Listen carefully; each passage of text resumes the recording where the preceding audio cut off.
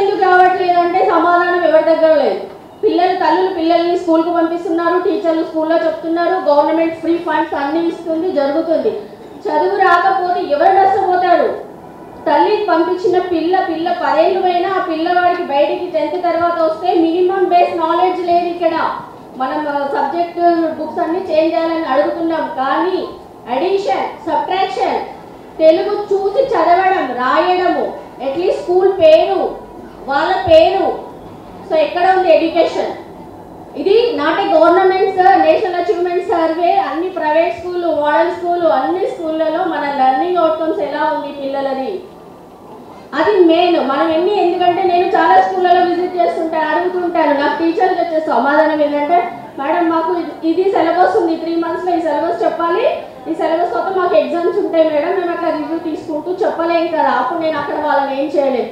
ఎక్కడైతే మన right to education act implementation 100% చేయాలి సార్. ఆర్టికల్ 21 ప్రకారము తరగతి వారి విద్యా సామర్థ్యాలు అందించాలి ప్రతి స్టూడెంట్ స్థాయిలో. 10th వచ్చేసరికి పిల్లల పైన ప్రెజర్ పడుతుంది, ఆ ప్రెజర్ని తట్టుకోలేకపోతున్నారు. ఈవెన్ మనం కూడా, ఇది చాలా మంచి సమావేశం. నేను ఒక 10-12 years నుంచి సోషల్ వర్కర్గా తల్లుల సంఘంలో చేస్తున్నాను. కానీ ఒక విద్యా కమిషన్ ఇట్లా డిఓలతో, పిల్లలతో, పేరెంట్స్తో పెట్టడం, ఇట్ ఈస్ మై సెల్యూట్ మా తల్లుల సంఘం నుంచి.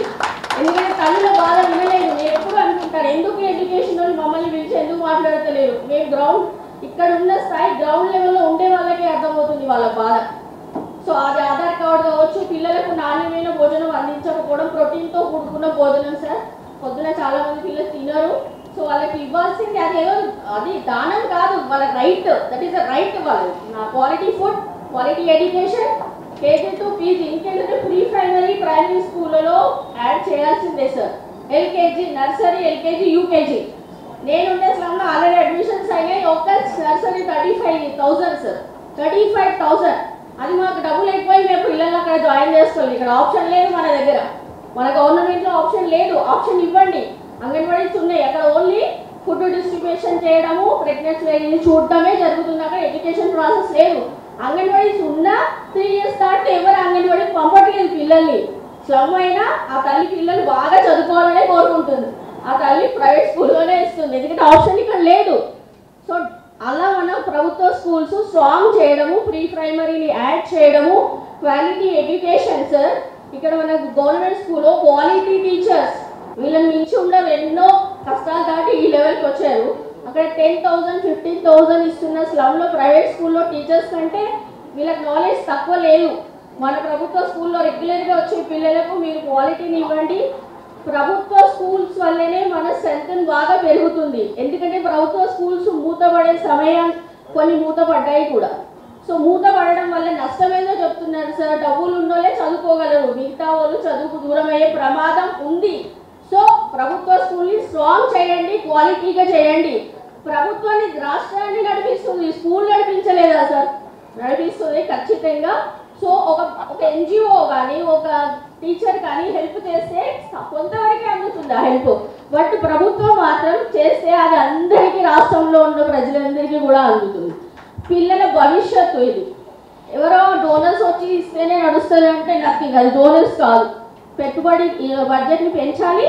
స్కూల్ వాళ్ళు quality education, quality food, quality private ఎడ్యుకేషన్లో నెక్స్ట్ AI జనరేషన్, నెక్స్ట్ 5-10 yearsలో ఆ టెక్నాలజీ రీచ్ చేయాలంటే మన పిల్లలు ఇక్కడ రెడీగా ఉండాలి. బయట ఎక్కడి నుంచో వచ్చిన పిల్లలు తెలంగాణలో పనిచేస్తే తెలంగాణలో పుట్టి పెరిగిన పిల్లలు ఏం చేస్తారు? సో వీళ్ళ భవిష్యత్తు బాగుండాలి. పిల్లల నెక్స్ట్ జనరేషన్ ఇది. ఎందుకంటే ఈరోజు ఇక్కడ ఈ హాల్లో ఇంతమంది కూర్చున్నామంటే బికాస్ ఆఫ్ ఎడ్యుకేషన్.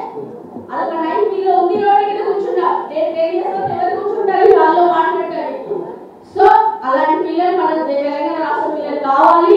వాళ్ళ కోసం మనం అందరం సపోర్ట్ చేయాలి సార్. ఇది ఖచ్చితంగా ప్రభుత్వం వైపు మీరు తీసుకెళ్ళాలి, బడ్జెట్ పెంచాలి. నెక్స్ట్ జూన్ రీఓపెన్ వరకు. Thank you madam. ప్రాబ్లమ్స్ అన్ని మౌలిక వసతులు ప్లస్ లెర్నింగ్ అవుట్కమ్స్. మండలంలో ఉన్న DOలు, డిస్ట్రిక్ట్లో ఉన్న DOలు స్కూల్స్ విజిట్ చేయాల్సిందే. లెర్నింగ్ అవుట్కమ్స్ ఎలా ఉన్నాయో చూడండి మీరు. మా మాటల్లో కాదు, మీకే తెలుస్తుంది. 2 months 1 time మంత్లీ మీరు చూడండి. ఆ లెర్నింగ్ అవుట్కమ్ లేకుండా ఇంత పెద్ద ఎడ్యుకేషన్ వ్యవస్థ నెక్స్ట్ 10 ఏళ్ళలో బాబు కాదు కదా. ఎడ్యుకేషన్ లేకపోతే పిల్లలు అంత ఫ్యూచర్ అవుతుంది. ఎందుకంటే మంత్లీ వన్స్ మాకు ప్రోగ్రామ్ కూడా స్కూల్లో పెట్టాలి సార్, ఇది must important. Thank you thank you. బస్తీలలో ఎలా స్ప్రెడ్ అవుతుందో ఒక పోలీస్ డిపార్ట్మెంట్ వచ్చి చెప్పొచ్చు, ఒక తెలుగు సంఘం వాళ్ళు చెప్పొచ్చు, ఒక NGO monthly once thank you అమ్మా. ప్రోగ్రామ్ పెట్టి అండి నెక్స్ట్ మన academy. Okay okay okay thank you అండి.